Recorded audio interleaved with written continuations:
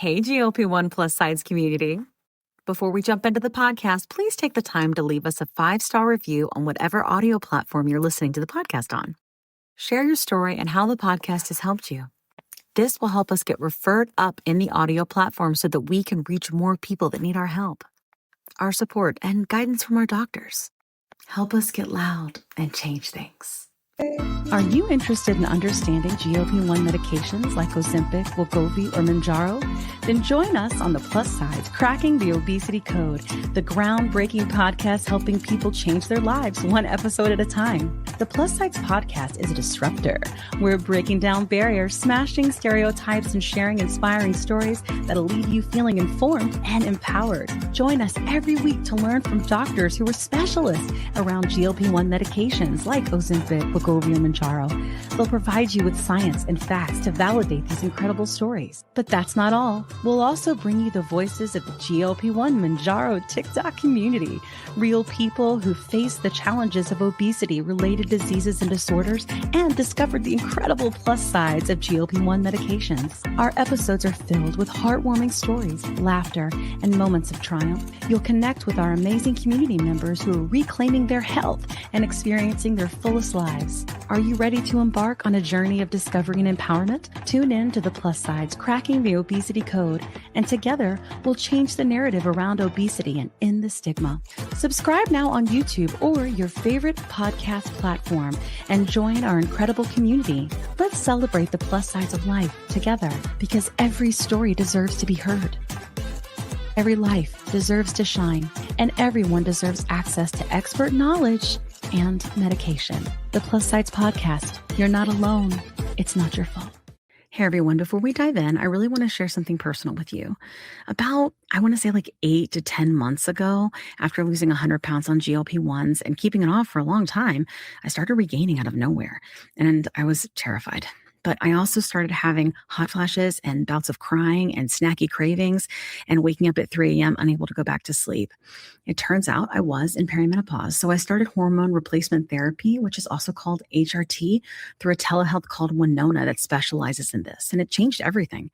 And now I'm sleeping better. And my hot flashes are all but gone, thank God. And I feel like myself again. And it turns out that you can actually start perimenopause as early as 35. And well, I'm 46 and she's here. HRT has really come a long way and there's just no need to suffer anymore. So if you're like this and you're in the same boat, you can check out buywinona.com and you can use the link in our link tree to save some money. Want the fastest working GLP-1? For half the price, Ro now offers FDA-approved weight loss injections cheaper. With results you can see faster. Lose 15% of your weight with the formula from Eli Lilly that hits not one, but 2 hormones to curb hunger and nausea. Weight loss faster, confidence higher, price cheaper. See if you qualify at ro.co/TV. Here we go. Welcome to the Plus Side Podcast. Hey, how you doing, Kat? How you been? Well, I'm not gonna lie, it's been a little bumpy, but I'm okay. No, I get it. I get it. You've been doing a whole lot. Yeah. A whole lot. But you know what? The cool aunt is here. Oh yeah. For those who can see, Kat has looks like the popsicle. What is it? A popsicle, right? Like one of a kind, cool aunt. It's lovely. Yeah, I am the cool aunt. You are the cool aunt. You're great. A gift from my nieces. I love it. It's so cute. Yay. Anyway, hey. All right, so let's tell people who we are and how we help people, eh? Yeah. So, welcome. Spill it, girl. This is the Plus Sides Podcast. I just ate all the wrong things. They're supposed to be on a GLP-1. I'm not going to lie. It's one of those days. Value on food. Remember all that? The rules. There was nothing here to eat. Took my kid to McDonald's, ate all the things. Now I'm kind of bouncing all over the place. So this should be an interesting show. But usually this show is an education and advocacy podcast. And we talk about all things metabolic disease. And we talk about GLP-1s, we talk about surgery, we talk about mental health, we talk about dietitians and how McDonald's, though not the best and optimal fuel for your body, is okay because food does not have moral worth, So that's what we talk about here. Hey, this podcast is ranked number 1 by Listen Notes, and not number 1. Sorry, that's bad. I messed it up. Is ranked in the top 1% of all podcasts in the world by Listen Notes, which is like world. So it's a big deal. And we're so glad to have you here. We have won 4 awards, and we really try to focus on giving you really good information. And that's why I'm telling you this, because I know you have a lot of options of where you can go and listen. And I just want you to know this is good shit. It's reputable. And we're glad to have you here. And we're so glad. I have had obesity majority of my life. I have ADHD hard, which you're about to witness it all. And I've been on GLP-1s for 3.5 years. And I've lost 110 pounds and kind of been swinging back these 10 pounds since perimenopause, which sort of sucks, but it's just part of life. Lots of things cause weight loss and weight gain because weight is regulated in your brain. And we talk about that here. So that's what we're here to talk about. I'm going to pass it over to Kat. Kat, who are you? How do you help people? You did great, Kim. Also, just a side note, McDonald's, I discovered that I don't like McDonald's fries anymore. They're disgusting. I thought they were kind of gross before the drugs, but then now they taste like wax. They're like my least favorite fries. So whenever we go to McDonald's, I get an unsweet tea and a double quarter pounder with cheese, and I use half the bun because I don't like all the bun. Half the bun, and that's it. I get 2 big fat patties and a little bit of bun and unsweet tea. I don't know if that's really healthy, but versus my husband eating the chicken tenders that are deep fried, and then the burger and the fries. I just have my 2 beef patties and half a bun. So some people are like, let's get the burger and wrap it in lettuce. And I'm like, no. I might do that. No, I will not.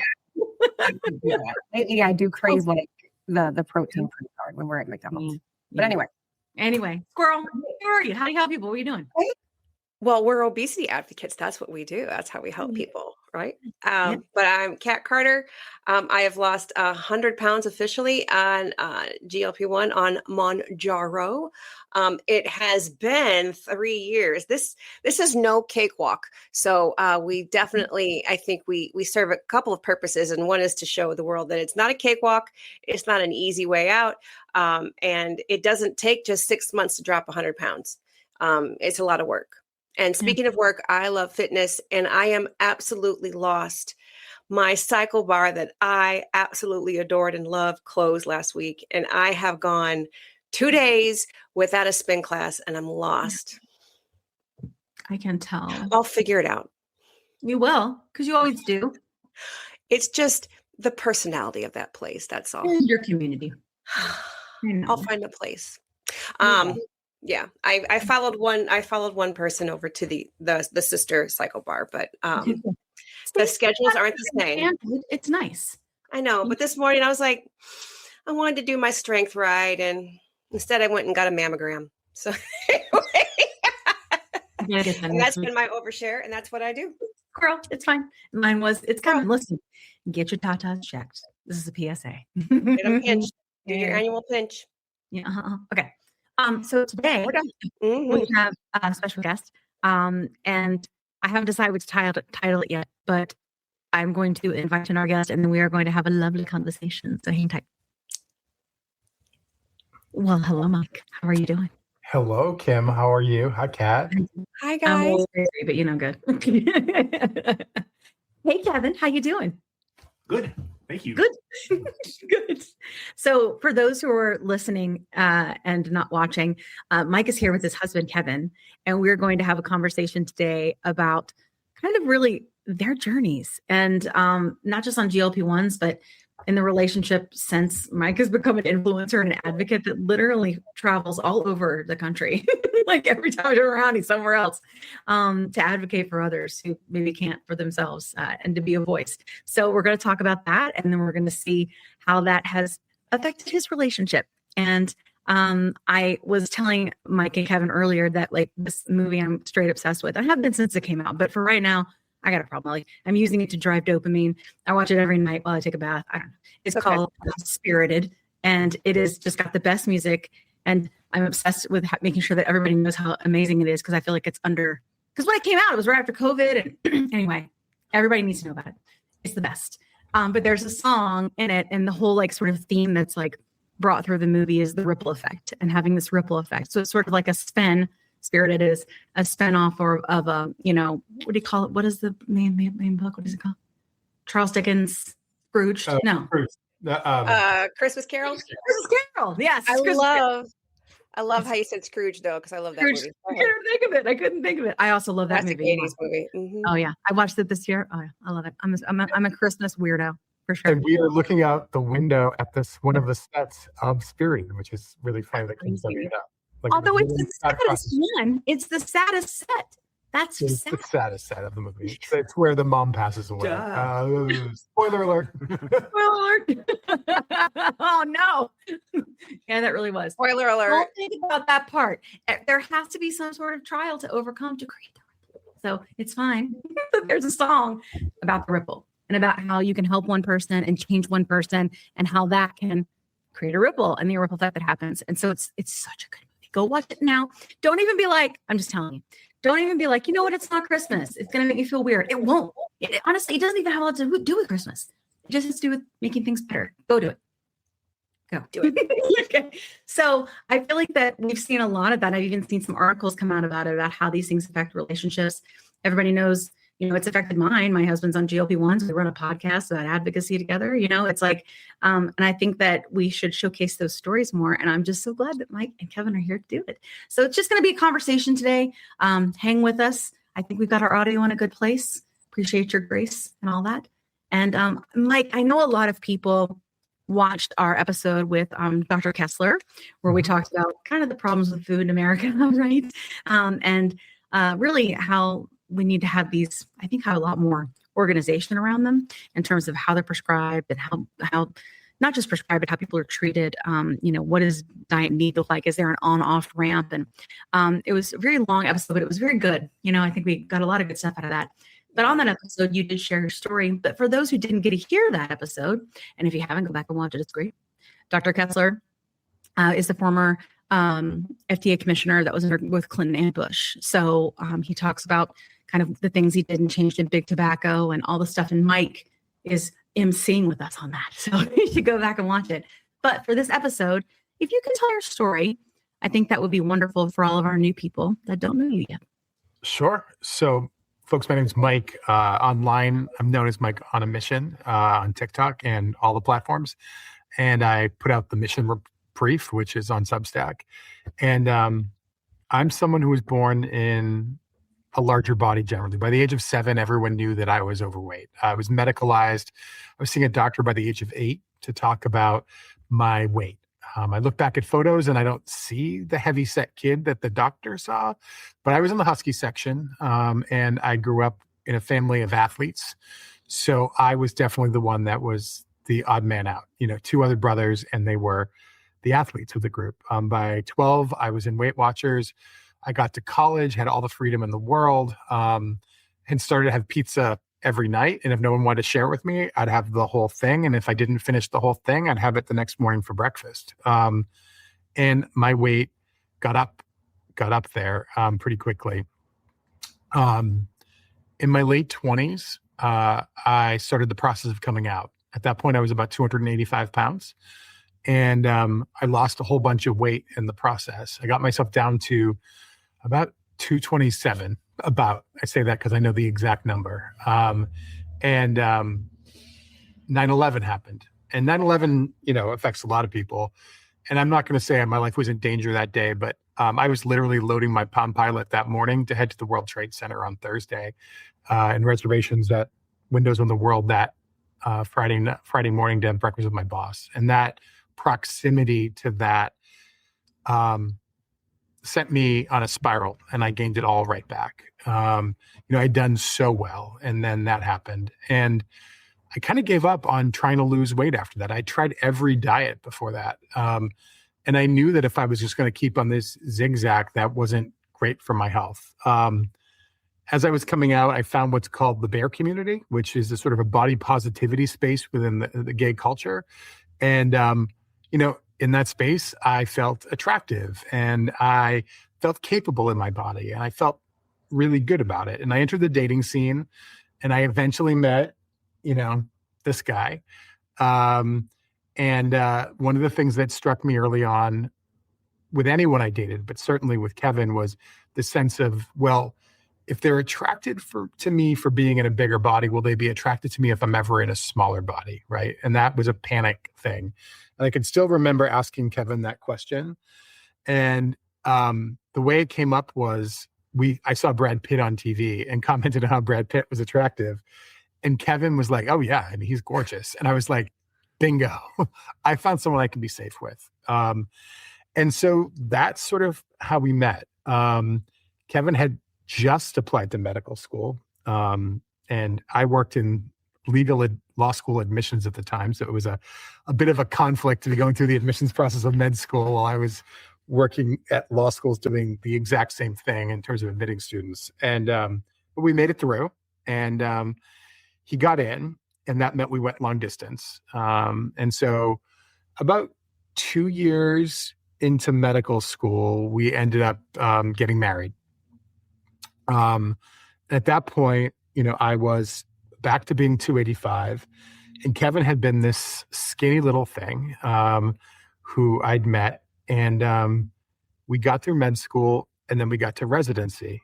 And residency was at Mass General Hospital, which is about one of the most intense places you can possibly do your residency. And it wasn't just stressful for him.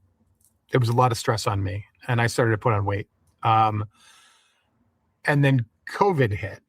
And he can tell you more, but Kevin was working full-time in the COVID wards. And we had to move into separate rooms in our condo and be separated for over a year so that, me in a larger body wasn't exposed to the virus and, die, frankly, as a result of it. And my health kept getting worse and worse and worse. And I was hitting 50.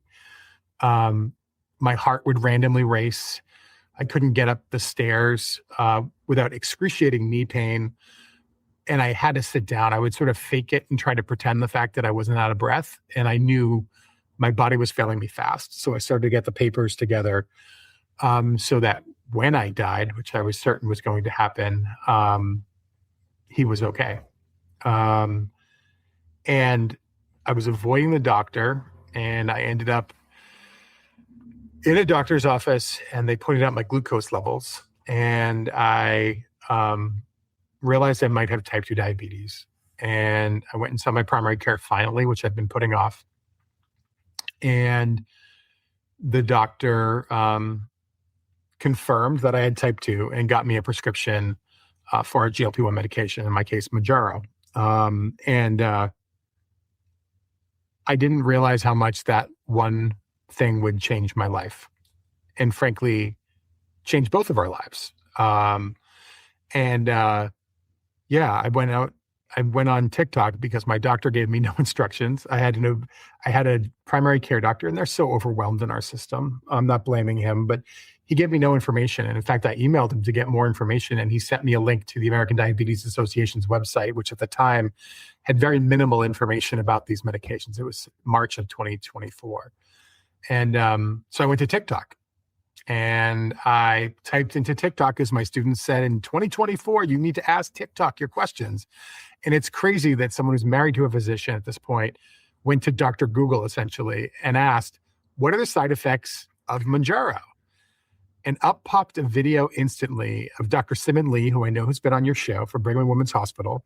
And she said, if your doctor just handed you a box of a GLP-1 medication and gave you no instructions, here's what I wish you would know.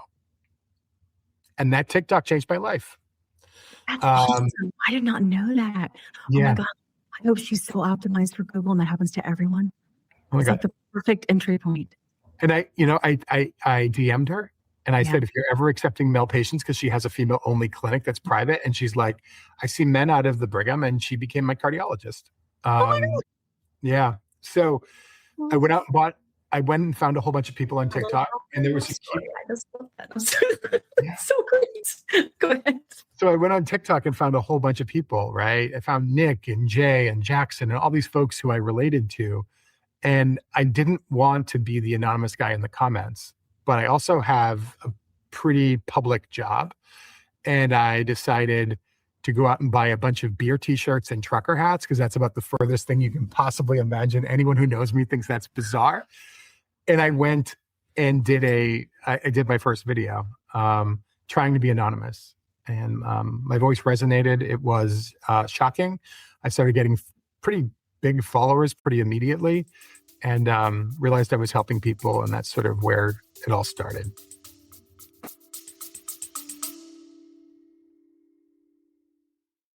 Quick pause here. I've had moments on my GLP-1 journey where insurance changes or rising costs forced me to look for a new provider. And honestly, that process can feel very overwhelming. But that's why the Plus Sides podcast is partnered with GLP Winner to give our subscribers a resource to help them make that decision easier.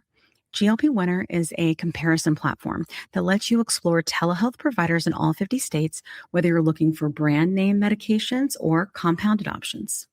You can see pricing up front, read reviews, and get a clear picture of which provider might align best with your needs. Check it out today at glpwinner.com/plus-sides. That's glpwinner.com/plus-sides. Don't forget the Z. Let me tell you a quick story. I was telling Kat how I was regaining weight after my 100-pound loss using GLP-1 medications, and I was having snacky cravings and waking up at 3 a.m., and I had hot flashes, and I was worried. But Kat was like, listen, I went through this last year. It's perimenopause, and I started HRT, and she used this company called Winona. So I started going there to see if this was something that was going with me. Turns out it was, because I'm 46. And it's been amazing. It's taken a while to find the right dose, but once I did, it's just been huge. I've been sleeping. I feel more myself again, and the hot flashes are gone, which is, geez, really bad. So I will tell you, it's just been so big for me. And so I wanted to partner with them on the podcast because obviously many of our listeners are going through this same age range and definitely are having these issues. And there's just no need for you to suffer. So if you go to the link that's in our link tree, you can click on that and save money. If you go there and you meet all the criteria, and this might be something for you to try. So I just want to make sure you had this great resource because it's just been such a big difference for me and Kat. Again, you can go to the link in our link tree and get what you need.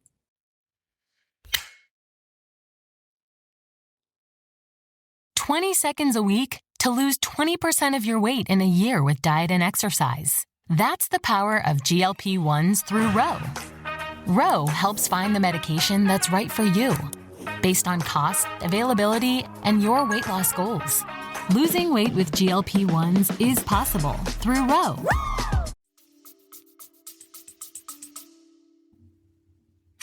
That's awesome. I remember when you and I connected during this journey, and you made this video, and when you're in just people know when you're in the creativity program, you get dinged for doing duets and stuff. It's really stupid. Mm-hmm. But I feel like exactly what Mike is saying. I knew that his voice was just piercing and needed to be heard. And so I did a duet of one of your videos. And it was when you were talking about how you were preparing to die, right? Mm-hmm. And you were talking about, all the things that you just mentioned here. And I'm wondering, we talk about, I think a lot of times, especially as advocates, we're focusing on sort of the output, right? The weight lost, and not necessarily what it was like for us personally and the way that we felt. Because we get a little far from that story when we're trying to advocate for others, And there was a story that you told about Disneyland. Do you remember that? Yeah, no. We were at Disneyland. We'd taken my parents. They live in Florida, and they can't really get around. And so my dad needed a scooter for the first time, and I said something about it, and Kevin turned to me and said, I honestly thought, it was about 3 months after I got Mounjaro, and I couldn't walk 2 blocks before I got a Mounjaro without being in excruciating pain.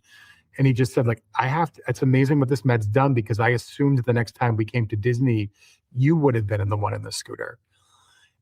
And he had this moment of saying something that was really difficult to say to me. And it allowed me to tell him the truth, that I'd put all the documents together. Because, in that moment, we were just being so honest about the fact that we both knew how bad it had gotten, but we weren't saying it out loud before that point. Yeah. Yeah. And you know how amazing and how far you've come? Because I remember working out with you in DC with Jamie. Mm-hmm. Night and day. Couldn't walk, but now you're exercising. I was throwing weights around in the gym. Mm-hmm. Yeah, I work out every night at home, but yeah, I work out. That's great. I enjoy it. I Round of enjoy applause. moving my body. Like, he knows this story. He was away 2 weekends ago, and we got a massive snowstorm. We got 2 feet of snow here in Boston, and it was bad. And I went out and I shoveled, and I kept going. Our neighbor downstairs, good who's the workout. same age as me, and for a long time has been in better shape than I am, was like in shock. I was like, no, I want to go shovel. Like, I physically can do it for the first time in my adult life, and it's not a burden. I'm enjoying this. Like, let me go. Yeah. That's awesome. It's a good workout. I always, they put that like in like little exercise guides. You want to get some exercise in during the winter, shovel snow. Mhm. When you were on the medicine and you had been on it for a few months, and I know we a lot of people think these are weight loss medicines, and I talk a lot about how I don't believe that's the case, or I think they treat diseases and disorders, and that weight loss is sort of I don't even want to say side effect, but it happens because you're treating it. But like, there are moments that we have with food and our relationship with food and our relationship, which is like you mentioned, like there's like a lot of relationships, right? It's like understanding your relationship to the world, its relationship to you, your relationship to food, its relationship to you, and then like how you are with others. There's just so much, like, I feel like that kind of goes on in your head, or maybe, let's face it, I probably overthink it. But what was it like for you in terms of food noise or inflammation? Like, did you feel these changes within the first few months? Yeah. So for me, inflammation went fairly quickly. I want to say it was in 2 to 3 weeks that I could start to walk 20 minutes as opposed to 2 blocks. So I hadn't lost more than like 6 or 7 pounds, but I could suddenly do things I wasn't able to do because the inflammation had left. Yeah. Food noise for me took a while to disappear. It took it took me about 3.5 weeks, but the inflammation was going slowly. I could feel it, but the food noise disappeared on week 3 for 2 days and then came right back. And I remember being like, okay, I felt that. I'm not crazy. I felt that. And then on week 4, it went away. And mine isn't like completely quiet the way some people's are. It's a much more level of, my cravings have completely shifted. And I have control. I can be hungry and I can have the voice telling me I'm hungry and I should go eat, but I can fight that voice in a way that I never could before. Yeah. Does that make sense?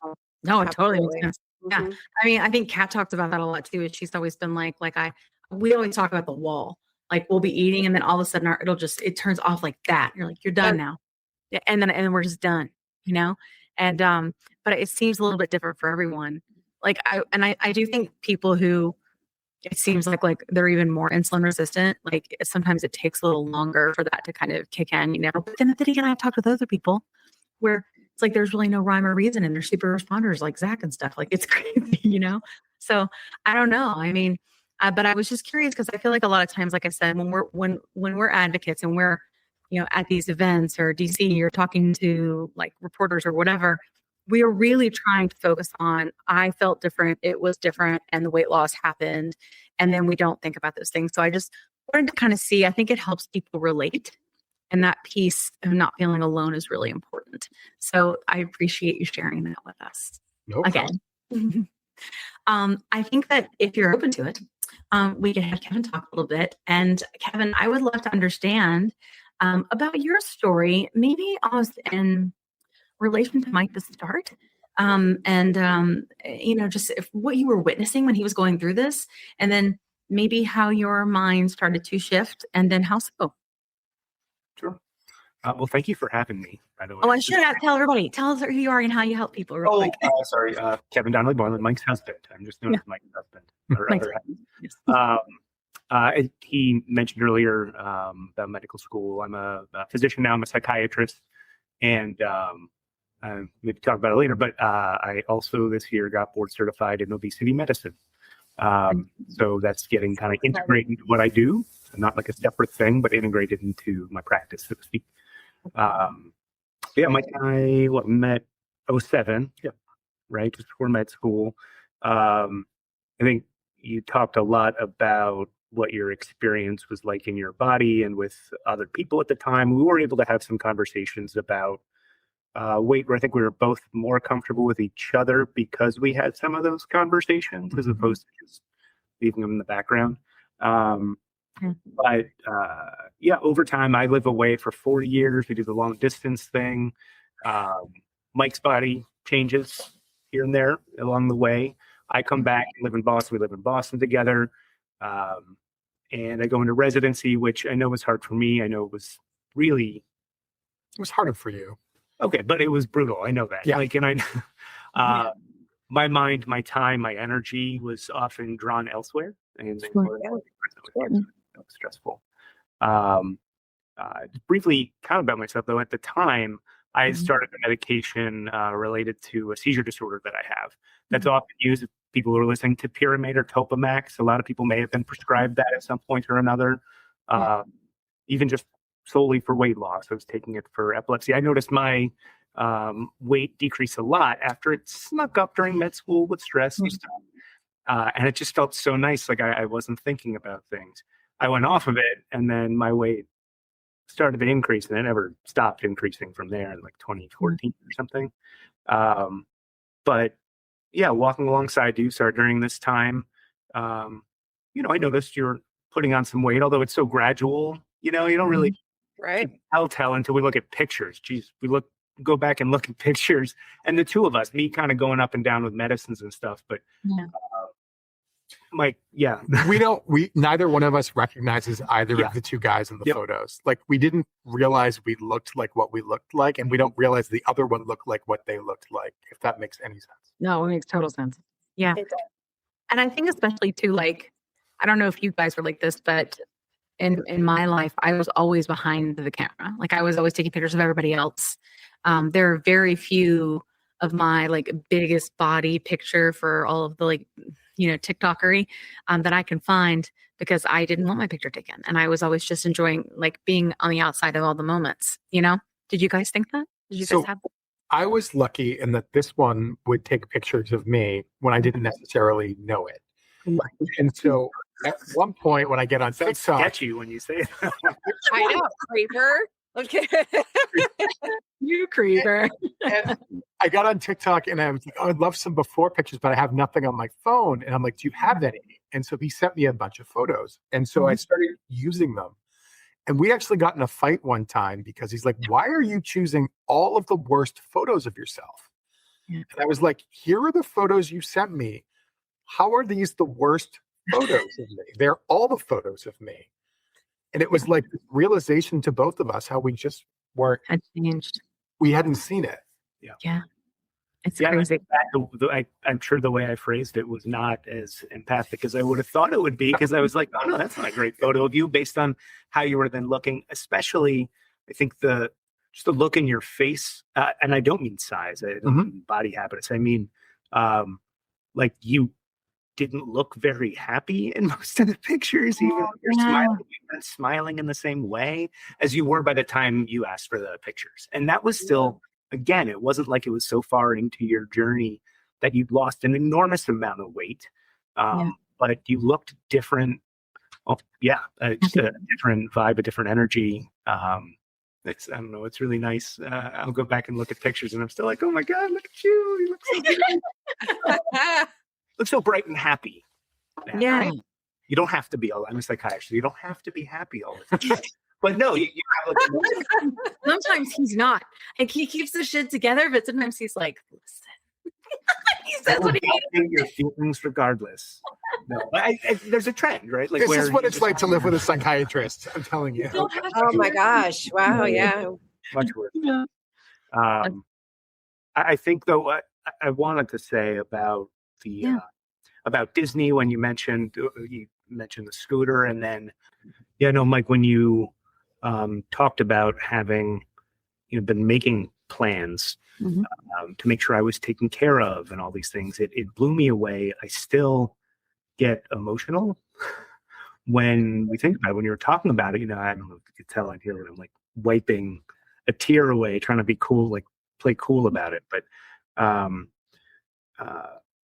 I don't know, I guess there's a sense of guilt that I have that I didn't recognize, just the toll that it was taking on you. And at times I would be it felt selfish, but I would be like, okay, no, I get it. Your weight, it's hard to do some of these chores. We live on a 3rd floor walk up. And I'd be like, okay, yeah, I'll go walk all the trash out and I'll go get take the luggage up and down the groceries. And so I was kind of getting wrapped up in myself, what that was like and what the way your weight affected me. But I really wasn't as aware, I think, of just how deep the pain was. Oh, yeah. And for me, it was this guilt of having let myself get there and that this was my fault and that I was failing you, if that makes sense.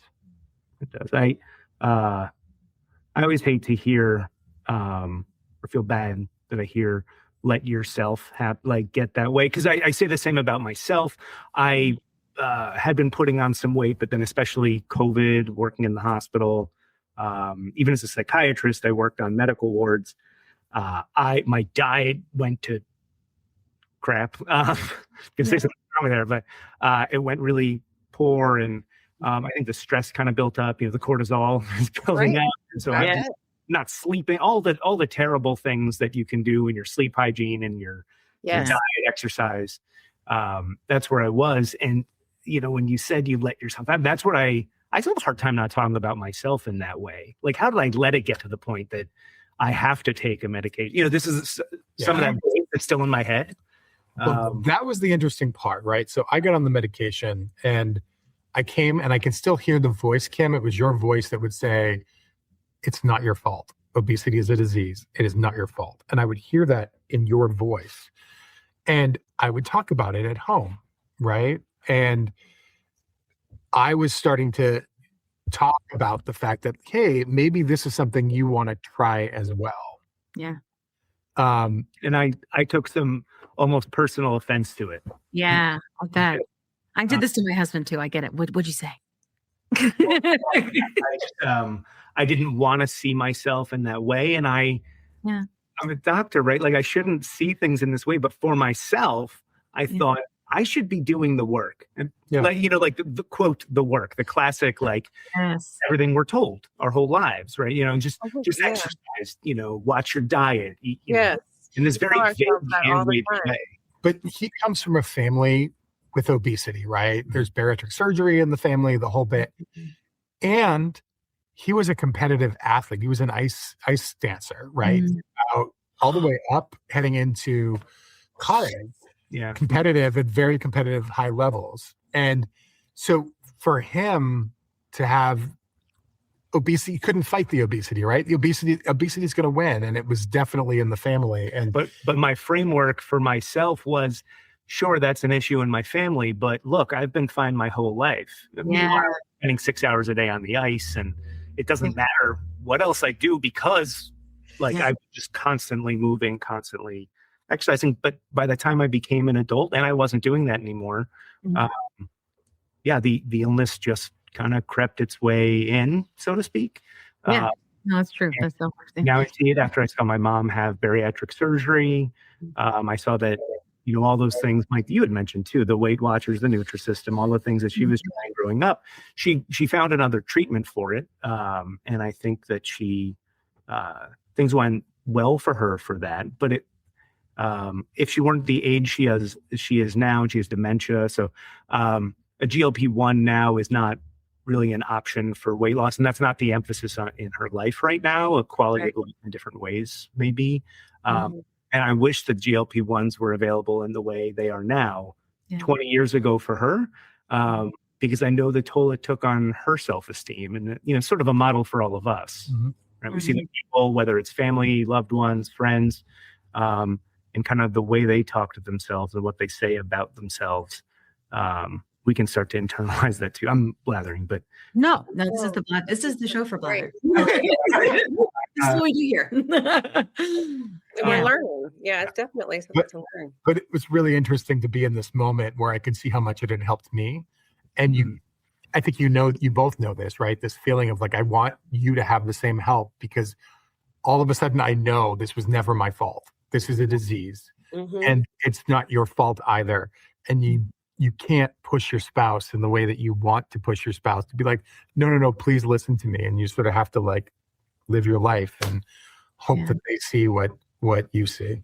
Mm-hmm. When did you feel like that you saw something that you wanted to make any kind of change though, Kevin, when you were seeing Mike go through this? When you're like, Actually, so I had left my last job, spent about 7 weeks helping take care of my mom. Mike came with me, actually, my parents. I stayed there for a majority of that time. He was wearing a t-shirt that said, "Ask me about GLP-1s." And you already know, because you were on TikTok, you were already involved in the community, and you had such a passion about it. I had little bits of eye rolling at the time. Little bits? You had that. We were going for a walk. It was wonderful. I remember this walk. He was wearing a t-shirt that said, "Tell me about GLP-1s." And I was like, yeah, okay, tell me about GLP-1s. Like total smart ass kind of comment. yeah. I think part of it though, too, I was feeling a little out of my depth as a doctor. I didn't know about any of this. And my med school training was diet and exercise. you know? So when I was seeing that, part of me was like, probably a little bit of self-loathing about not knowing the topic and then kind of taking me back. But I don't know if I told you this. While we were there, I also saw pictures of myself. They were in my parents were in Florida at the time. There were pictures of me in the pool, and I couldn't believe what I looked like. Like just taking a step back for a minute, seeing the changes that Mike had gone through, but then see myself and really recognize, like, whoa, this has changed substantially. As a friend of mine at my new job says, when I showed him a picture of how I looked kind of earlier, it's like, it looks like Kevin ate a Kevin. There, he's a good dear friend. So I'm not offended by it, but it was interesting. I looked and I was like, yeah, I didn't look like me anymore. You know, I still have this picture of myself as a young man, and I wasn't looking the way that my body had always been. The disease of obesity had, well, I guess it kind of snuck up on me and just taking control. So while we were down there, actually, I was thinking about it. I'd already been on sort of the diet part of the journey with you, Mike. When you went on a GLP-1, I just matched whatever you did, I did too. Yeah. Right. And so at some point, by the time, there's still several months before I went ahead and started a GLP-1, I had lost maybe about 40 pounds, 263 at the peak. Right. Yeah. And I think I'd lost about 40 pounds. You were in the 220s when you. Yeah. I had really, at that point, I was white knuckling it. You know, I was like really just trying to hold on. I was doing the same diet as Mike, but I was having a really hard time saying no to the cookies. And like, there's not one cookie. I'm sorry. There wasn't here's a cookie. I agree. No, it'd be a bag of, or whatever, a box of cookies, you know. I remember this time, it was right before he finally gave in and went for it. Sorry to put it that way. We were self-reflected, and medication assistance could be useful. He gave in. My health. He gave in. I love this. This is great. I was probably one of my last shopping trips to Destination XL, you know, the big men's store. And in a really good, I don't know, marketing effort, there's like a cupcake store like 2 doors down from the DXL in the mall. Yeah. And we're walking by and Kevin's like, "Hey, do you want to grab one?" And I was like, "Nah, they don't look that interesting to me." Yeah. And he was like, "For real?" And I'm like, "No, for real. Like, I don't know. I have a meat stick in the car." And we didn't know what to make of it. Yeah. What Like, is a meat stick? Is that like a jerky? Like a chomps or something. Like a jerky? Those chomps things, yeah. I'm thinking like a corn dog. I'm like, what is Is that enough meat on a stick? Steak on a stick, just a little piece of steak. Right? Yeah. Okay. I was like, I could see he was with a corn dog. But it was this moment of like realization, because he was really disappointed. He wasn't going to go in because I wasn't going to go in, but he really wanted that cupcake. And it wasn't shortly thereafter that you decided to see if you could get the medication. Yeah, I started going to the same online company as yourself. While I do have the disease of obesity, and at the time my BMI would quote unquote qualify. Don't get me started on BMI. I bet you. Oh yeah. Oh no, we'll get.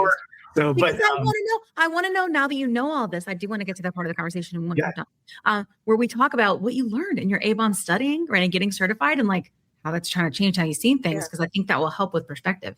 Also, in contrast as well to what you got beforehand, because I know you mentioned that you just got barely a surface education of obesity before you even got, board certified in obesity. We want to know it all.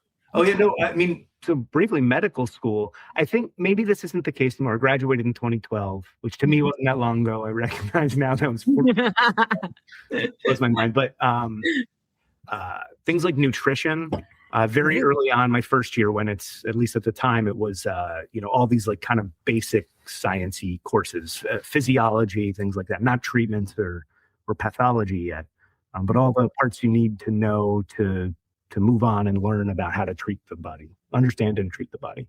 Yeah. Our nutrition unit was this also dates me, but a CD-ROM that they gave us to read about or watch on our audience are 45 plus. Fair enough. That makes me I remember CD-ROMs. Yep. They gave us a CD-ROM, and then we took, I think it was like an open book test. I don't know that I looked at the CD-ROM really. Wow. Yeah. I had the like cheat list of, cheats of like, okay, here are some vitamins you're supposed to learn. So I did just enough to pass the thing. It was pass fail for that particular course. Wow. And it was this extra thing. They didn't have time. Yeah. Take up time for that. You need 6 weeks for that or whatever. But for this, it wasn't even, it sends a pretty strong signal when it's the only thing in medical school, the only thing that they gave us to do on our own. Yeah. Wow. We did. Yeah. Yeah. We had like a course, and I'm glad they did these things on like how to use online resources and MD Calc and, all these other things, like electronic resources. But that was a sit down course, a couple hours a week, and nutrition and diet, everything else was a CD-ROM. The rest of the time that sticks with me as like probably the biggest flag that I do hope, and I shouldn't say assume, because I should look into it and be able to share with people if this isn't happening. But I have to hope the medical schools have changed that approach a bit, both in terms of content, but also just integrating with other disciplines. Yeah. We talked to educators from, I forgot what school in Texas. Oh, I'm so sorry. Squirrel. Dr. Nick and Dr. Nick. Yeah. Yeah. But they're at, they are. Yes. Yeah. But you're right. I mean, like from medical school, I don't know how much that's changed. We interviewed one day, I just got like green and froggy, and we went out on Ponce de Leon over in this area. And we just started randomly interviewing people and being like, tell us what you think about Ozempic. Right. I have lots of video footage of that. And my son jumped in. It was so cute. He was like, tell me what you think about Ozempic. And he's like 10. He's like asking people questions. Oh, dude, I can't. But like, I can't put it on the internet because people are gross. And, but like, it was just the cutest thing. But when we were asking him, we did get a nurse, and she was like in school. It was some sort of medical student. And that was 2 years ago, and it still had not changed. And even some of the things that she was saying, she didn't know. And it was funny because I also heard people at the time, back to the ripple. See what I did there? I heard people at the time kind of listening to what we were doing. And then we asked them later, and they started using some of the words when we were trying to explain to people who were open to having a conversation. They came back to give their opinion, and I could tell we had influenced them. It was the coolest thing. I was like, I'm doing this everywhere. Like, I was like, we're going to change everything. It's how it happens though, right? Like I couldn't find an obesity medicine doctor. I just finally got one recently. Right. Yeah. And my husband didn't even want to go on these medications, and then got on them, and now is board certified. Like the ripple effect is real, Kim. Like it is. It really is. And I think especially with this, because what's sort of cool, I think, about what first of all, we're in a place in science that's just incredible, but a moment in history and a moment of time. We can argue for many reasons. There are not things that are good, but in this particular thing, from a science perspective, I think it's very exciting. And so it's almost trending. And especially within America, like things that are trending, people tend to pay more attention to. I think I would love to know psychologically, like why that is. I feel like it's because everybody's trying to protect themselves, but I think that happens, right? Like they start to kind of listen, and we have to say these things over and over again, because I will tell you, like JT and I talked about it before when we used to do lives all the time.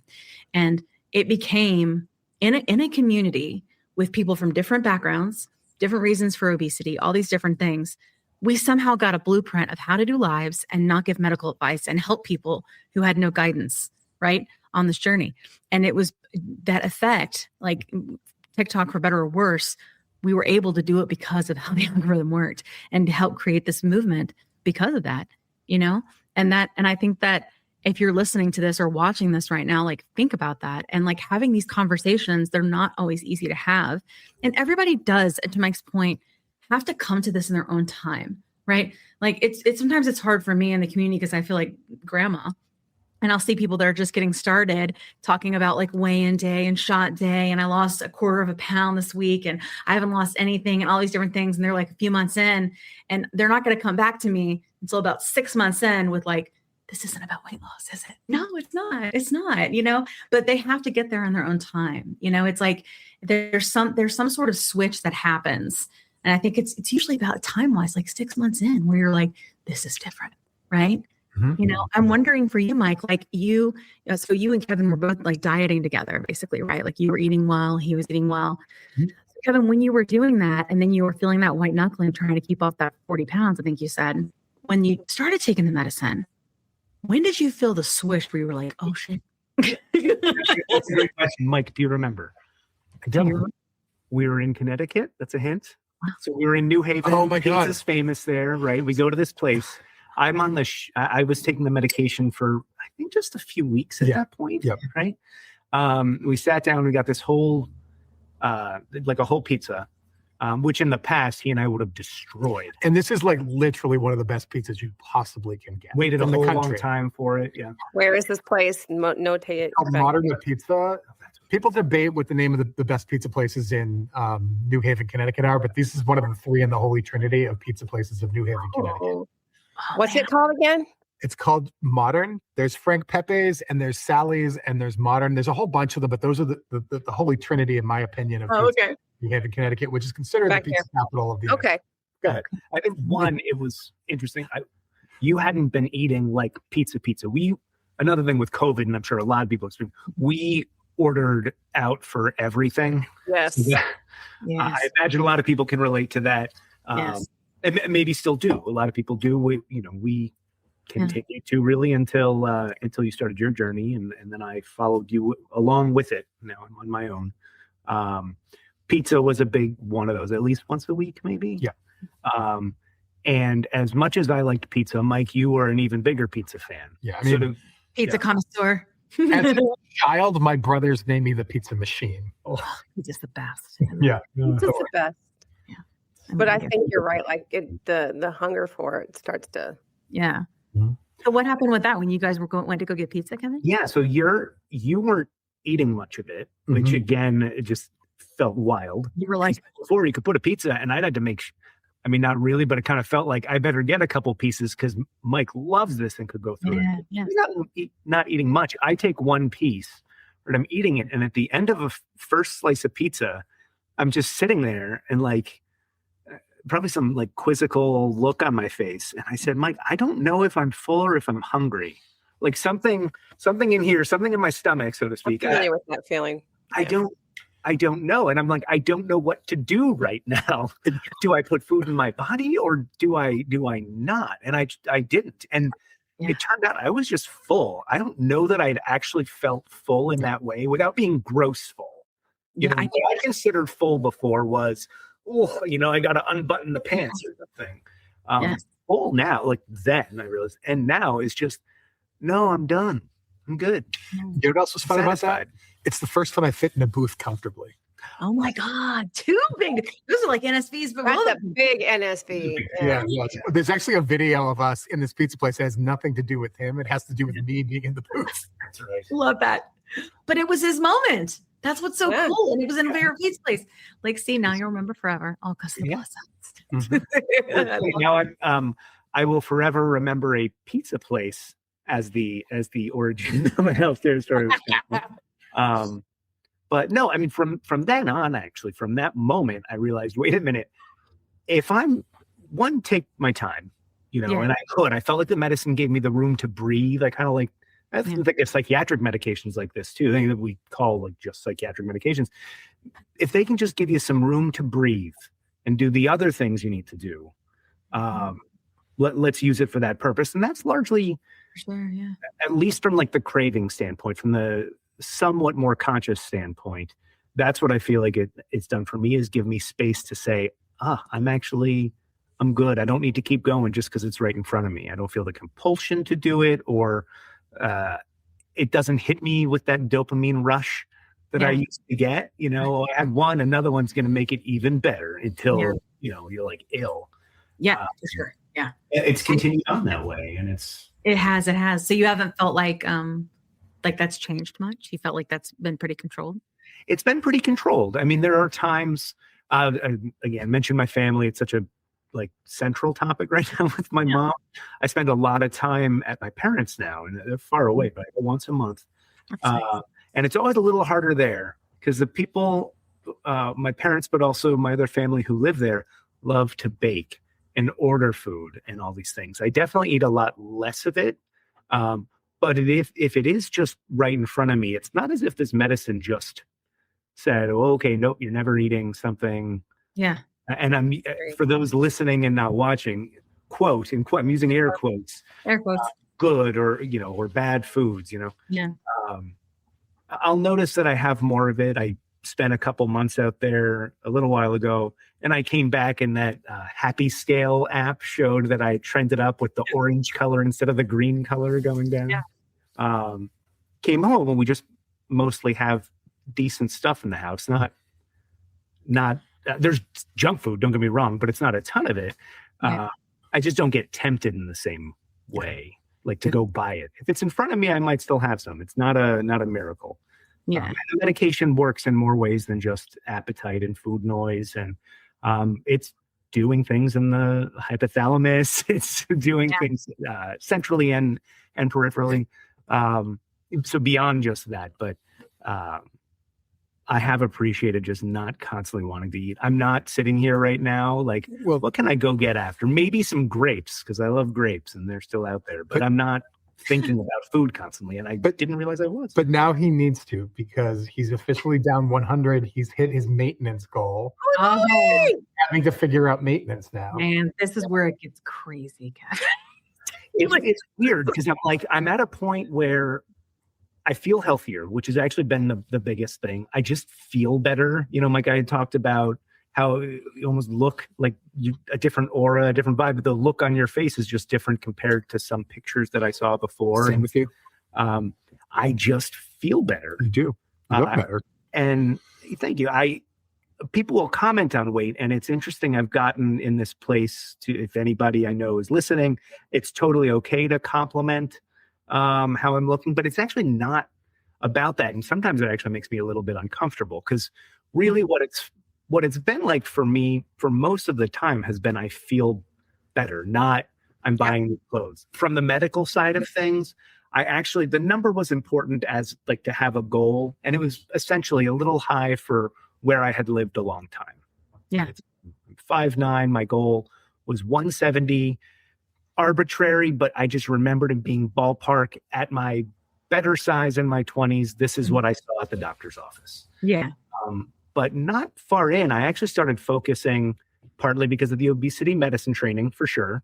Mm-hmm. But also my own understanding.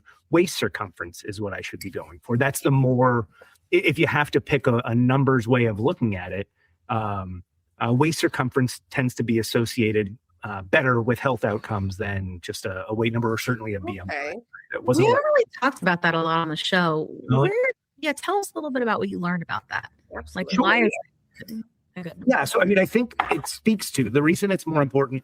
It speaks to where the weight in our bodies are more, where weight distribution comes into play for outcomes. So central adiposity, just fat tissue being in certain parts of the body, indicates poor health, or lack of a better term, better health. Mm-hmm. Having less of it in your abdomen, your visceral area, the organs in your body, in your abdomen in particular, the less there, the better the health outcomes generally. So I'm speaking somewhat broadly, but that's actually where we look. And Mike could speak more to the body composition testing and stuff you've done, whether it's DEXA or what's the other one again? Yeah. Again, things that I didn't learn about. I love Sika. We just had them on the show. I missed it. Oh, really? Yeah, they're great. Well, I'm gonna let's have her back on. I think we should. I'm actually having drinks with her in 2 days. I didn't have internet. I missed the whole show anyway, but I want to have her back on also because her mic was off. So like there was a lot we didn't get. I want to give her another shot, because it's good stuff there. We couldn't hear it. That's a good word, Mike. Yeah, I'll put in a good word. That'd be good. We can grab her. It's hour now. I don't know. I'm teasing. You mentioned when you have What'd you say, Kevin? I bet you were mentioning like, what it's like to be married to an influencer. One, I just love with that word. But two, this is random. I can get random associations here too. I turn to him for a lot of the health information that I want and need on like a daily basis, ton of stuff. Yeah. Hydration, the association of a lot of medications, not just weight loss, but medication and constipation, things like that. Yeah. They're not detailed pathophysiology questions. I feel like I can figure, I learned a lot about that. I know where to look and read, but the community that you've developed, you found, has actually given a lot of good information to me. And it's stuff that I, when clinically appropriate, might pass along for patients and working with, and where I work now, working with nutrition, internal medicine, endocrinology, things that you brought up that are either reinforced by other professionals or also that I can bring into the conversation. I love that. But yeah, I think what you're kind of pointing out something really, really important. I'm not going to get too something really important, which is the fact that a lot of times, and I think this is because of the issue with the medical system in terms of, guidance around weight, nutrition, right? It was just, don't let them, like I've heard doctors say, don't let them get fat because they're going to get heart disease, diabetes, and die. Like that's what they've said. Like, you know what I'm saying? That was it. That was the education, and that's where it's at. Eat less, move more. If you don't do that, I don't know what to tell you. I can't help you. Like, let me give you a pill, try to help you do this, but whatever, right? Here's a diet. You restrict yourself, be like Oprah and only drink drinks for, months until you lose weight. Like that was the whole thing.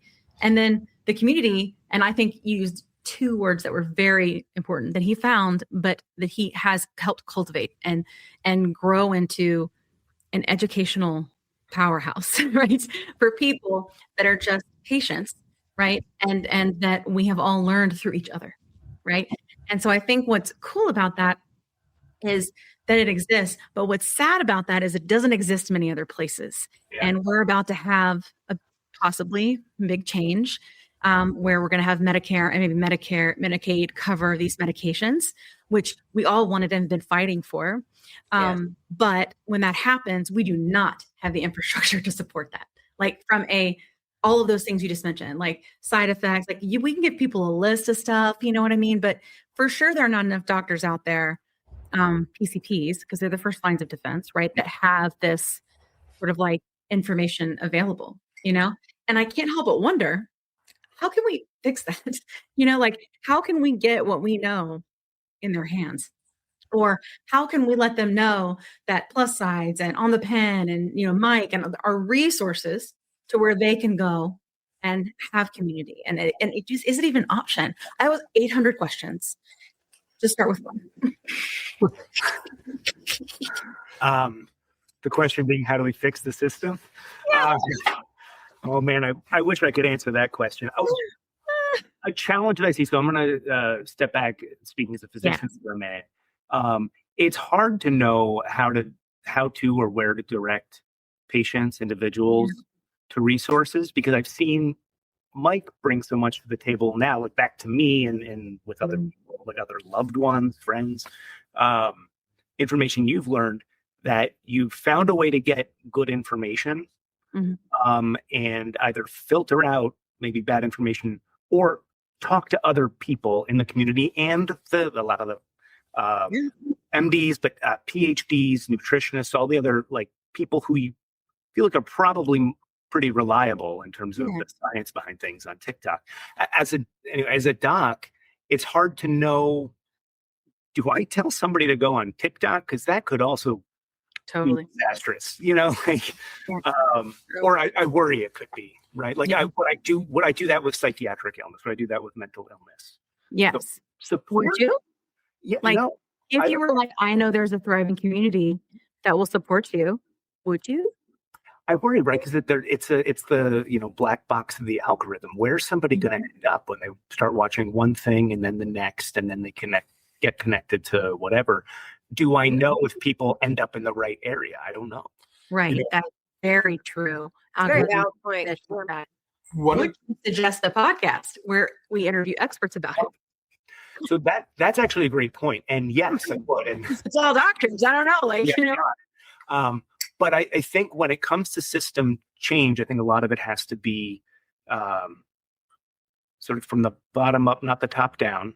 Yeah. So within your community spreading the word. So that's yourselves, Mike, that's you, that's a lot of the people who you're close to. So that it's not like just Dr. Kessler in the Times with an interview or writing a book. Amazing. Well, I didn't get to meet him, but I'm a big fan. But to rely on that part and work down, I think it doesn't work in isolation on its own. The people who are in the community speaking up, and I mean, I'd advise anybody if they find actually, even if you don't think your doctor might be receptive, if you can share your experience and what has worked with you, with your physicians. We're all looking for this kind of information. If I find out about a place, like information that's reliable, or that a patient tells me, I can go look at it and in a way kind of vet it, be like, oh no, this is actually really good. And hey guys, this is a lot better than a pamphlet. This is a hell of a lot more engaging and therefore going to stick with me, stick with everybody else, than, handing out the article or even with trainees that I work with. I try and guide people, like let's say on the psychiatry side, I have direct people to some podcasts that have good information. I'll still give out the academic articles for residents, medical students to learn about, but it's pretty dry and might not stick. And I like people to get the more, even if it can be somewhat informal, the supportive place where they can get reliable information and have people to help check them if it seems like they have the not good information. Yes.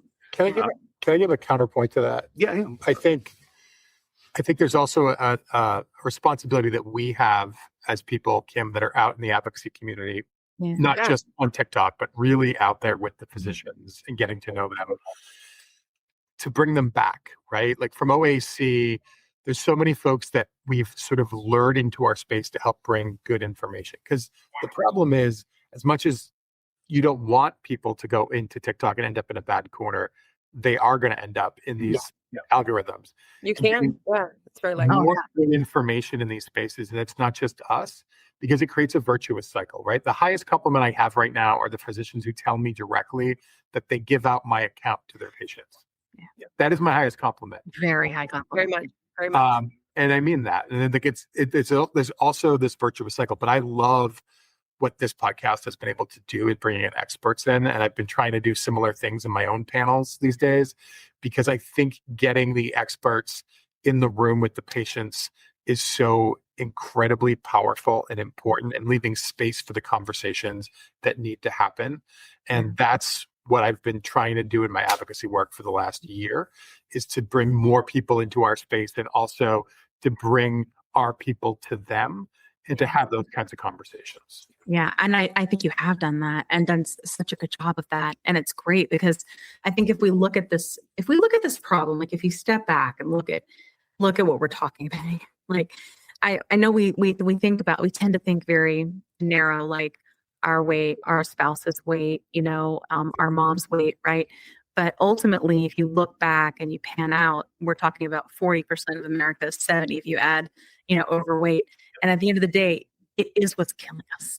Like it is what's literally killing us all. Like it's slowly killing all of us, some faster than others, And so quality of life. I just want to say, not just killing us, but taking all of all of ourselves along the way. So no matter how long you got in this earth, you're also not thriving. They're surviving and thriving, and I think both become really difficult to. So true, and it's like in all those things, like what I keep hearing you say when you guys are talking about your faces, you're talking about joy, like you're saying our faces are changing. And I think like Mike finding this, like, I think, and you tell me, I'm just perception, but like with Mike sort of getting involved in this way and changing lives in this way, and then you changing your life and you being like, I should know more about this and wanting to be, because already that's changing the system, right? Like you wanting to know more and that ripple effect, and you having, I think probably more empathetic conversations with patients that you do have, or clinicians that you may know who might be having conversations with patients. Because the one thing I feel like I always see as a gap when we have the show is sort of this issue with trust. Because just like you said, even you will even go to Mike to ask him about constipation before you will go to your doctor. And I'm the same way, and I interview doctors every week on the show with that, right? And yet I would still go make a freaking video and talk to my community first, because that trust between patient and doctor is broken. It's really broken. And it's at a time where we've got to find a way to heal it. So the things that Mike is doing, where he's bringing other people into our world, is so important, because we can all do it. Like we have to spread it around. It's a huge problem, And so those things are so important, because when you get in these realms, like with TikTok, to your point, with the way the algorithm works, it can take you down to these, very dark corners, literally very dark corners. Be careful, and then if that happens, then you're getting misinformation, if not disinformation, right? And it's the whole thing. So I think it's really important that we, like, and just like you said, like maybe it is just that we're connecting with these people, and we're not, because we don't want to be in an echo chamber. And that is how TikTok exists. It is an echo chamber for whatever you click on and engage with. Then you just get in that repeated over and over. And it's just reaffirming your own biases over and over again. So how we can't really break free of that. So I think it's good that that Mike's doing this and bringing more people in. I'm seeing this coming. Like I see April as this or June even, as this date where things, and I think it's just because I've been here so long. I've seen these dates come and go when there's been accessibility issues, or when there's been more access to care available, and the influx that happens, and then what happens to the community when that happens. And then also what happens to people coming in, starting on high doses of wegovy because their doctor doesn't know any better, and that's the one that's available. Like those are the kinds of things that we saw. So I'm a little panicky about it, because I'm like, how do we help solve for this? Because I feel like we have solutions, right? But where do we plug it in? And I don't know the answer. I was hoping I want to ask you, Kevin, are you considering, kind of walking into the space with Mike as well? Because I feel like you're in a very unique position where you're a psychiatrist and obesity board certified. And it's a very special position to be in. So you can both address the mental side of it all, the growth, the changes, like the whole mind, everything that you go through, in addition to helping somebody treat their disease as well. Like have you considered that? Yeah. I actually, it's so I'm in sort of a funny space within psychiatry. I work in public psychiatry in a state facility with folks with serious, severe mental illness. Mm-hmm. One of the ways it's influenced my practice is the fact that the medications that we give, a lot of psychiatric medications, and particularly antipsychotics, many of the antipsychotics can inadvertently lead to weight gain and metabolic syndrome, which is, a broad description, but a broader range of factors or features.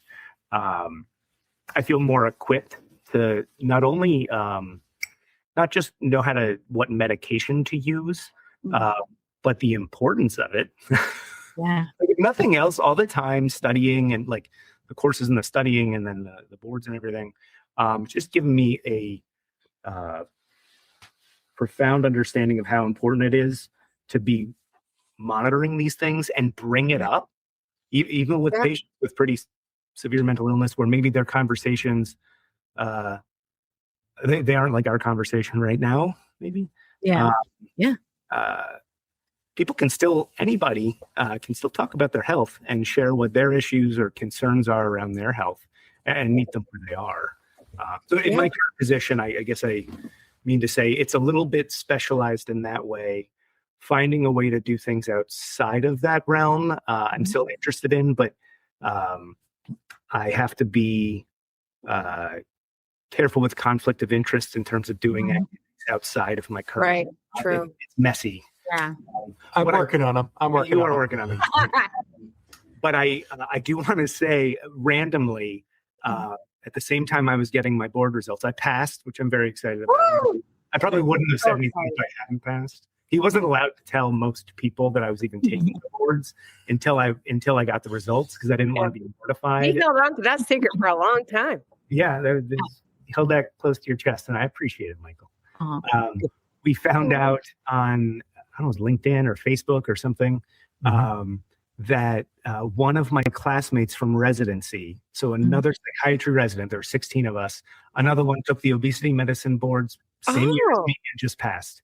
Oh my gosh. Part of the joke was that now she gets to have the acronym DABOM after her name, and that DABOM. DABOM. Board of Obesity Medicine. I'm DABOM as well. DABOM. I love it. She does outpatient practice. I think she actually, we haven't touched base in a bit, but She does outpatient. She does outpatient. I think she has her own clinic. With primary care built in, yeah. Primary care. It's very integrated. It's awesome. It was just funny to hear. She's the only other psychiatrist I know, at least personally, who's gotten board certification. So to give you an idea, it was of the people who took it, I think it was like 2,000 people that took it this last year. Only 3% are psychiatrists. Yeah, it was funny that she. What's the percentage again? 3%. Yeah. Wow. 3%. I find that incredibly devastating because, and I will say, like, the only thing I can think to myself that might make me feel a little better about that is that there are plenty of, I think, psychiatrists that work a lot within the bariatric space. And so like, I feel like that's been sort of like, I think, a system that's has a nice foundation, right? That does have sort of an infrastructure set up. I wouldn't say it's awesome or enough, right? But there's something there. I don't think that exists with this. And I think the issue with this is you don't have to go on a diet and a program and prove that you're worthy before you start a GLP-1 medication, nor should you have to do it with surgery. 100%. But a lot of times you do. And during that process, you do get some sort, usually if insurance is paying for it, some sort of mental support. As someone that's had surgery, I would not say it's good, but it did exist, you know? And I think that me going through this, and I have, I talk a lot about mental health on the podcast. I struggle with mental health stuff, as I feel like most people do, but for sure I have considerably. And one of the reasons I gained so much weight, or I always had issues, but I gained a lot of weight, was after I was assaulted in college and they put me on a medicine, and it made me gain 100 pounds like that. And it was just so fast. And then I couldn't get off, you know, and it just sort of continued to grow, and it was really difficult. But when the food noise turned off for me, and having something that plagued you your whole life just turn off like a switch, it was so hard to know what to do with that silence and in that space. Because if you've always solved for your feelings, positive or negative, with food, then what do you do when you don't want food? And that piece is so much to unwind. And I think that it's so important that we have people to help guide us through that, because I just stumbled around and vomited my trauma all over TikTok because I didn't know what to do. Like, and I got transfer addictions and all these other different things because there wasn't anything there, you know? And I have psychiatrists, like I have therapy. I'm a big therapy person. I have all that, but no, they didn't know, because they don't know how to deal with this. Nobody really knew. And I think that there's a lot that happens with that. And maybe people could get there faster and in a better, healthier way than I did if there was more guidance in this area, you know. And we've met a few people recently. We got Dr. Robin, who's come on the show, and to help us kind of learn and understand this. But I think at this point, a lot of us don't even really know what to even eat anymore, like, because of the way diet culture has gone. Like, that's one of the most common things for search for on the internet. Did you know that? Like, period, not just on GLP-1, what to eat. Nobody knows what to eat anymore. Like, so it's so broken. And I feel like there's got to be a way as advocates that we can find a way to plug these holes. And so I always ask people, like, when they're on, especially if they're in a medical profession, like, how do we help? What do we do? Like, I'm the sister of the sisters, where I'm like, who am I writing a check for? Where are we going? You know, they got to tell me what to do, because I don't know, you know, like, that's how I am. So I'm curious, if you have any ideas. Mike, do you have any ideas? I don't. I think we're coming into another wave, and I don't think there's much we can do. Yeah. And it's in part because it's a group of people who aren't going to have role models, right? Many of the people we're talking about are over 65. Yeah. And there's just not a lot of those folks on TikTok. Like Right. Jack Cooperman, I adore. I think she's going to be an important voice as we move forward in this, right? People who are sitting above a certain age that are willing to be role models for other folks to help them through the process, because they don't want to hear from the 32-year-old who has a different set of values than they do and who has a different set of goals. Like if I was 32 on these meds, my life goals would be very different than they are at 72. Yes. You know, my mom's 78 and she's been thriving on the meds. You know, we need more people like that. Like I just take my phone and start to talk to my mom. I love my mom. She's not the most empathetic person, so she may not be the right person to talk. But I gotta see it. Or is she though? I mean, I don't know. Or is she like? Tough My love. mom's 70, and Listen, she can't be. I mean, was it Angry Grandma who's like the thing on TikTok? You haven't seen the Angry Grandma? You've seen Angry Grandma. I'm not. TikTok's such garbage. She's very abrasive, and I will send you something after. Well, you got something to say. Anyway, my mother's not abrasive. She's lovely if she's listening. She's just not the person that I would think would be a warm hug on TikTok for the average. Sometimes we need a little tough love, you know. Well, I will say too, she's the queen of tough love. the thing is, again, Ma, if you're out there, I'm not pushing you to be on TikTok.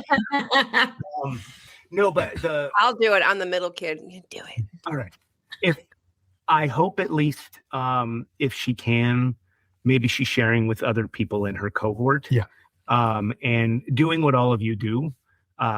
This actually I feel very naked right now on the podcast, to be honest. People ask me, "Oh, you look like you've lost weight. What do you do?" Guess what I say? I don't know. I don't tell people. Yeah, you don't really. As a doctor, I'm like, I don't tell people that I'm taking a medication necessarily. Well, it's not on business, and but It's not, A lot of doctors come on here and say that they're on it. Yeah, so don't you? But I get it. I understand. Yeah, no, but this is an internalized issue for me, right? And is it a point of pride? And what I want to tell people, especially if it's this casual, like you don't know people that well or something. I just don't want to die any sooner than I was gonna, and it may decrease risk of dementia. I'd love that, as I've alluded to before. Yeah. All sorts of things are benefit. Mental health from a biologic standpoint is being positively impacted by the use of some of these medications. Yeah, absolutely. On a population level, not any specific person may not have a specific benefit from it. But it's pretty impressive. I really hope they study it. I saw such a difference with my obsessive anxiety on these medicines, specifically Ozempic. And it was like for the first time in my life, I wasn't. Now, do I think this also had to do with the fact my blood sugar was insanely out of control? Yes, I do. But I always had this I would worry about these things in the future. And this is I still have this a little bit now, it's come back a little, but that's why we do therapy. But when I had it before, I would worry about things in the future that I had no idea. I would make up these things, and I would hold it all in, and then I would go to my most trusted humans and just say them. All the worries that I had of these things in the future that I had absolutely no control over, that were also ridiculous. And I would see the pain in their faces because they didn't want to tell me how ridiculous I was because they loved me. But it was so ridiculous that I had to say it to get it out. And then once I took this medicine, it just stopped. So another thing I've dealt with my whole life, for sure, my entire adult life, and I want that for everybody. I think that's one of the other reasons I was just so excited about it, and I do think, do I think a lot of this comes into the metabolic disease itself, and that might've been as a symptom of it, just the weight is a kind of a symptom of all of these things. Yeah. But I think that, like you said, there are plenty of people that get on these medications, psychiatric, what do we call it? Psychiatric medications? I'm not sure.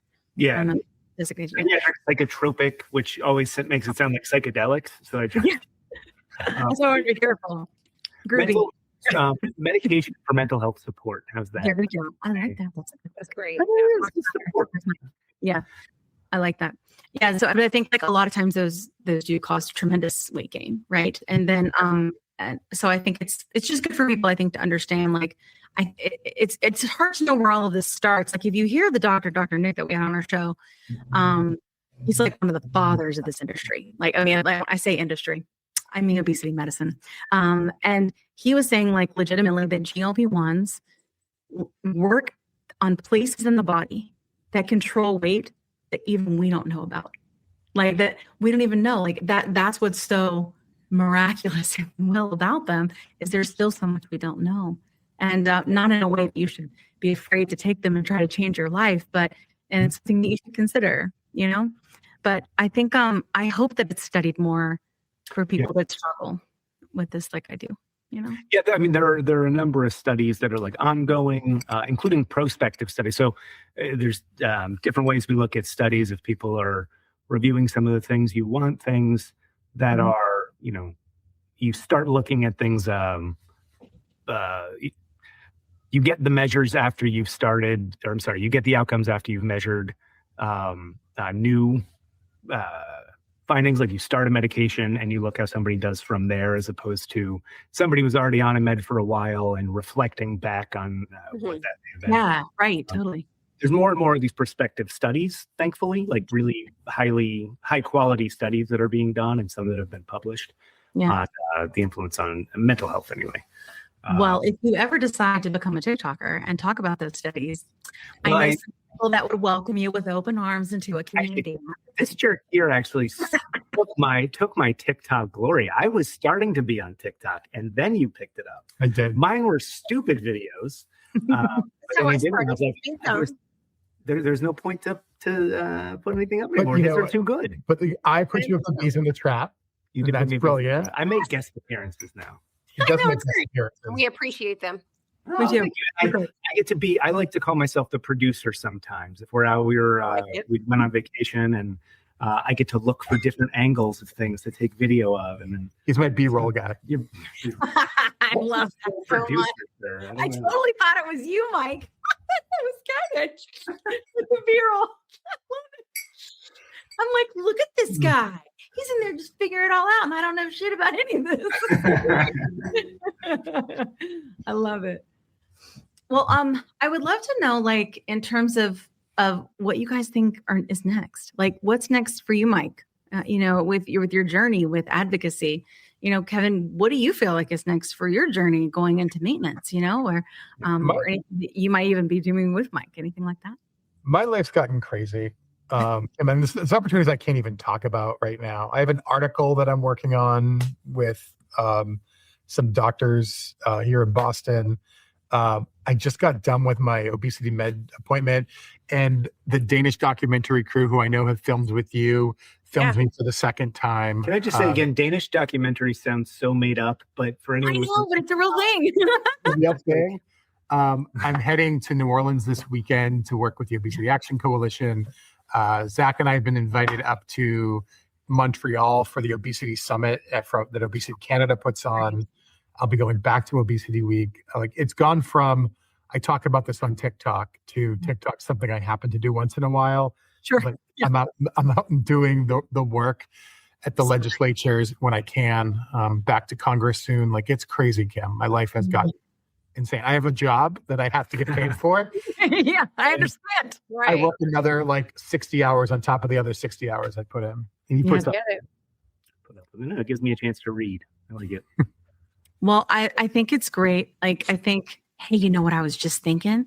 Okay, this is, I shouldn't say it. I'm going to say it. Okay. Remember when he dealt with you when you were in med school? This is just your turn. No, it's a point well made. Thank you for that. See? The thing is, I think that has brought you a lot of joy too. I don't know about the two of you, Kim and Kat, but participating in the community and sharing everything that you have, Mike, I see that you get joy from it, and that's just nice. I mean, it's nice to see. It just feels like everything lined up, right? I have a couple degrees in politics. I've been in legal adjacent work for the last 30 years. we got deeply involved in the presidential campaign in 2020. Mhm. All of that stuff in my life has lined up with the thing that embarrassed me the most in life, my weight. Yes. And somehow it Amazing. became my superpower. And I didn't expect that. I love And it's been a wild ride. And this one's been along the whole way, sort of in the background, cheering me on. I'm telling you, it's the ripple effect. Insert song that I don't have rights for. Yeah, Ripple, ripple.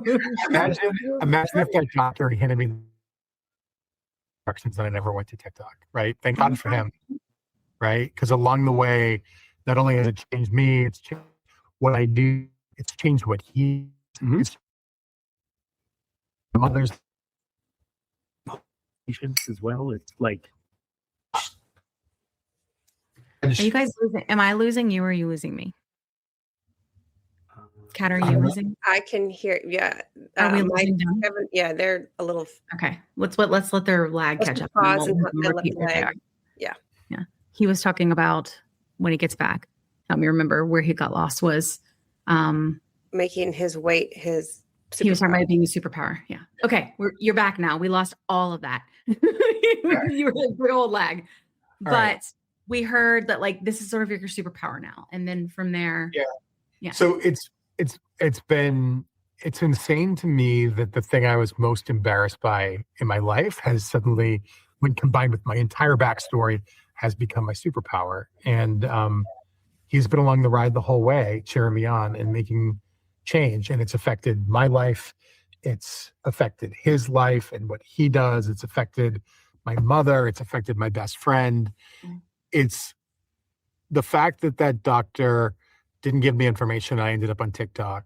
I don't begrudge him at all. Primary care doctors are completely overwhelmed in this country. That is not his fault. I'm not blaming him. You're But right. that created an opportunity that's changed so many lives. So true. So true. Yeah.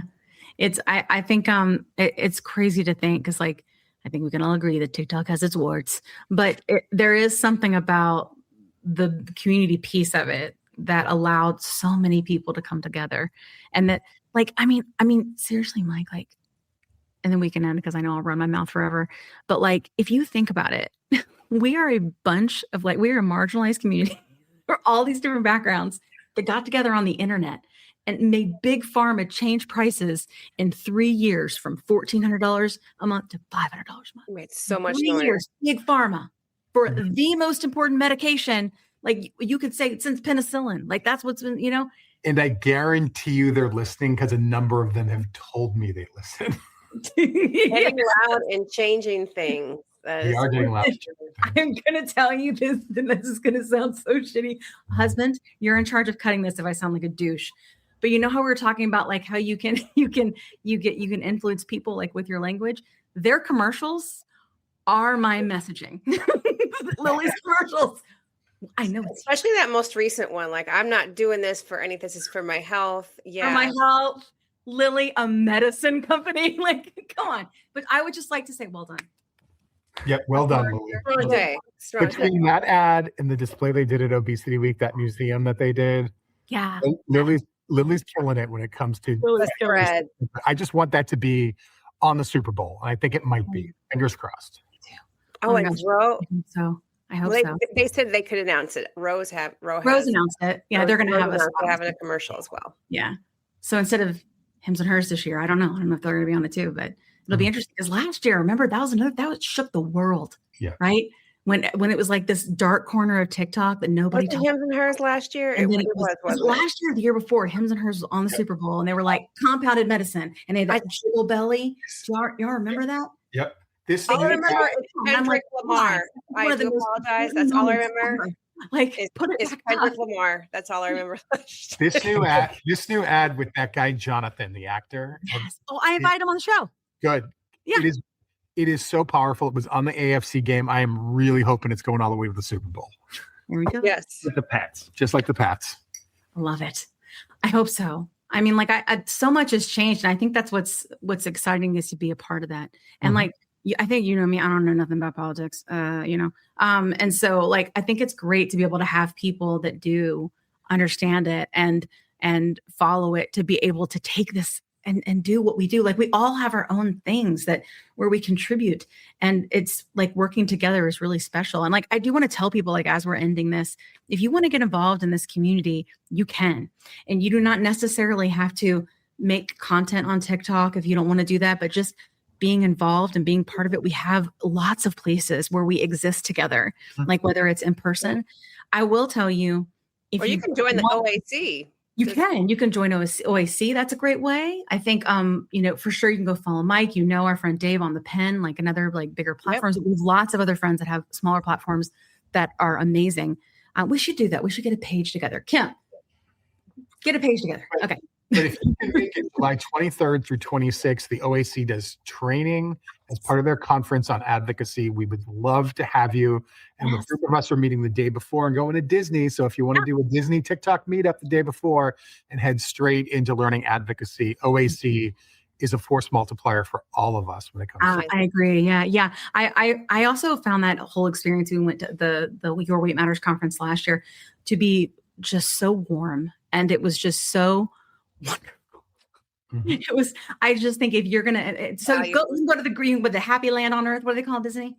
The most magical place. You can do that and be a part of this. It's worth it. It's usually, I haven't seen the prices for this coming year. It's usually when we went to DC, it cost, but it was not crazy. No, and it's reasonable. And it was so worth it. Just to connect with people that understand the same pain and trauma that you've gone through, and then sort of this amazing like miracle that we've been able to experience to actually get better and enjoy our lives and have joy again, right? And it's just really wonderful to connect. And I will tell you what else I've learned from Mike and from others, from my husband, he was editing this podcast, is that like going and being where decisions are being made is so powerful. Like, it's not just telling your stories and commenting and sharing and all the things that we do, but like being in the room. It is so hard to scroll past you when you're there, right? Just like when Dr. Kessler was talking about the people who are struggling with HIV, who would like go and say, hey, like, do you know these decisions that you're making are I'm dying? Like that's how important this conversation is and how important your voice is. So please let us know if you want to be a part of it. And please, a really good place to start is to join the OAC, which I think is like what, $20 or something? $20. Yeah, you could be a part of it and then come to the thing at Disney. We would love that. We would love to blow that up this year. That'd be so great. Mm-hmm. Right. I love it. Okay, wonderful. Good talk, friends. Having us. Lovely conversation. Yes, I want to make sure that because we all know I'm squirreling hard tonight because the ADHD is rough. I want to make sure that I gave Kevin enough space to say everything that he wants to say. Yeah. As I was reflecting, the only thing that I really want to make sure people hear is that it's important to talk to your doctor about your experience. And we mentioned kind of resources earlier. Tell people where you're getting information that is helpful to you, that's accessible, because they can then I can share those things with others. Yeah, absolutely. Whether it's TikTok, I mean, you get on the right side of TikTok. If you're going to some of the right people, then you'll keep getting the same information. Yeah. But if you share that, maybe they're not going to write it down and do that right then and there. But when people hear the same thing over and over again, unconscious or not, we'll just start repeating it back to others. And it's really, it's helpful. Influence. Tell the doctor what you're getting. Yes, that's awesome. I love that. I never even thought to ask people that before. If you're getting good information here, if you're getting it wherever you're watching or listening, like wherever you're getting it, share it back to your doctor. This is also, I think, something that Kevin could probably help heal that patient, right? Doctor trust that we need to mend. This could be a way to do that. Hey, I learned this here. Go learn, right? Yep. Yeah, that could definitely help. And I never thought about it before. Thank you for sharing. Yeah. Yeah. Awesome. Well, this has been a lovely conversation, friends. Thank you so much. Now, obviously, I want you to go follow Mike, but Kevin, let's put your socials in here too. I don't have any good socials here, really. You do too. You make funny things. Come follow me and you can find him. I was going to say, Michael will take care of it. That's true. Michael will take care of it. Awesome. Well, thank you guys so much. And friends, we will see you next week. Not alone, it's not your fault. Hasta la pasta. Let me tell you a quick story. I was telling Kat how I was regaining weight after my 100-pound loss using GLP-1 medications, and I was having snacky cravings and waking up at 3 a.m. and I had hot flashes, and I was worried. But Kat was like, listen, I went through this last year. It's perimenopause, and I started HRT, and she used this company called Winona. So I started going there to see if this was something that was going with me. Turns out it was, because I'm 46. And it's been amazing. It's taken a while to find the right dose, but once I did, it's just been huge. I've been sleeping. I feel more myself again, and the hot flashes are gone, which is, geez, really bad. So I will tell you, it's just been so big for me. And so I wanted to partner with them on the podcast because obviously many of our listeners are going through the same age range and definitely are having these issues. And there's just no need for you to suffer. So if you go to the link that's in our link tree, you can click on that and save money. If you go there and you meet all the criteria, and this might be something for you to try. So I just want to make sure you had this great resource because it's just been such a big difference for me and Kat. Again, you can go to the link in our link tree and get what you need. Today's episode is brought to you by Ro, a telehealth platform that's changing the game of GLP-1 access. What sets Ro apart?